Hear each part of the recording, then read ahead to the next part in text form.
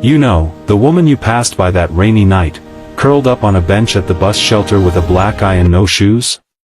Most people kept walking. But not him. He stopped, offered her coffee, and changed both of their lives forever. You won't believe who she turned out to be, and what she did for him in return. Let me tell you their story.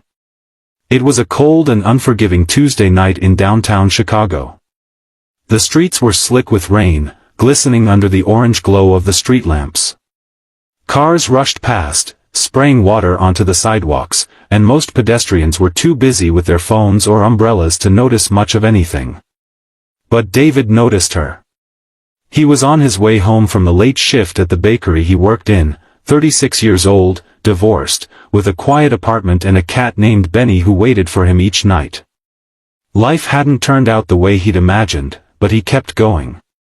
That night, though, his routine changed. As he passed the corner bus shelter near Halsted and Monroe, he spotted a figure curled into herself on the bench.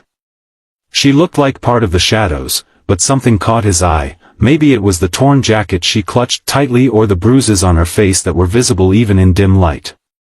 Her name was Rachel. She was 24, barefoot, and had a swollen black eye that she kept hidden behind her matted blonde hair. Her jeans were damp from the bench. She held a plastic bag with only a few items inside, some tissues, a broken phone, and a crumpled photograph of a young girl. David stopped. For a moment, he hesitated. People always told him not to get involved. It's none of your business, they said. But something in Rachel's posture, something in the way she flinched at every passing car, made him pause. So, he walked across the street to the 24-hour diner and bought 2 coffees. He came back, careful not to make any sudden moves, and gently placed one of the cups on the bench beside her. "I'm not here to bother you," he said softly. "Just thought you might be cold." She didn't look at him. But she took the cup. That was the beginning. Over the next few nights, David saw her again. Same place. Same bench. Always silent.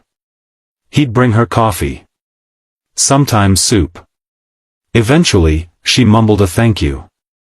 Then, one night, the temperature dropped below freezing. The forecast warned of sleet and ice. David stood under the shelter holding the coffee, watching her shiver. "You can stay at my place," he said quietly, staring ahead so she wouldn't feel threatened. "Just for the night. I've got a spare room. You'll be safe." Rachel's eyes darted toward him. Fear. Suspicion. Then, hesitation. She nodded. David's apartment was small, just 2 bedrooms, a cramped kitchen, and walls filled with books he never had time to read. He gave her fresh towels, his ex-wife's old clothes that still hung in the closet, and set up the guest room with fresh sheets. Rachel didn't speak much that night. But she cried in the shower. David pretended not to hear. Over the next weeks, Rachel slowly opened up. She had been living with her boyfriend, a construction worker named Carl, who had grown violent over the past year. The black eye wasn't the first. But it was the last. When he hit her in front of her 5-year-old daughter, Maya, she fled. But she didn't get far.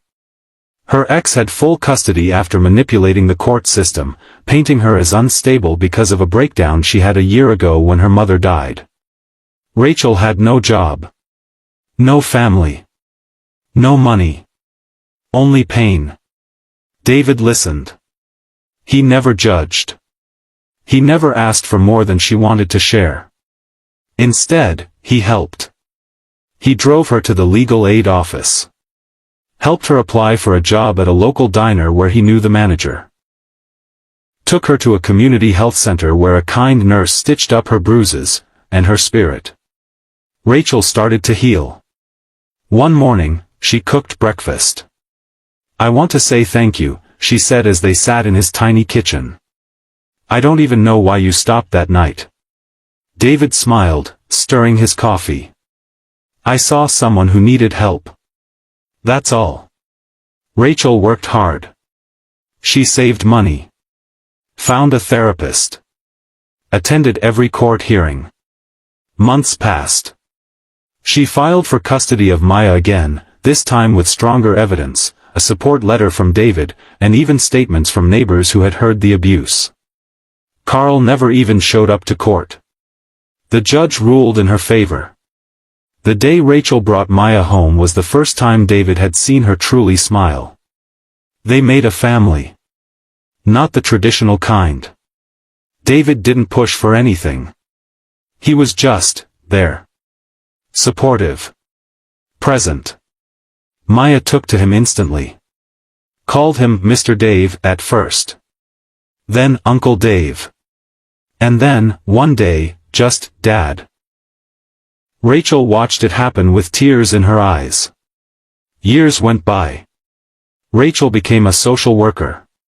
She wanted to help other women like her, women who had slept on benches with black eyes, praying for one person to care. She told her story at shelters. At churches. On podcasts. Every time, she mentioned the man who brought her coffee and offered shelter without expecting anything in return. David. And then one day, Rachel stood in front of a crowd at a women's empowerment event. Maya, now 12, sat in the front row. David, grayer now, sat beside her. Rachel stepped to the mic. You know, she began, we talk about heroes like they wear capes. But mine wore a flower-stained hoodie and brought me coffee in the rain. He gave me shelter when I had nothing. And today, I stand here because someone chose to see me when no one else did. She looked at David.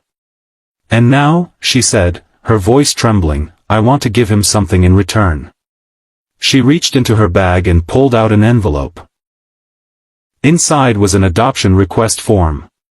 Tears rolled down David's cheeks as he read the name, Maya Hope Carter, requesting to be legally adopted by David Allen Brooks. She had even listed his name under Father. The crowd rose in applause. So the next time you see someone curled on a bench in the rain, maybe don't look away. Because inside that silence, behind that black eye, might be a future counselor, a mother, a daughter, a life that just needs one kind hand to change its course. And maybe, just maybe, you could be the one holding the coffee. Sometimes, the smallest act of kindness becomes the biggest turning point in someone's life. Be that turning point.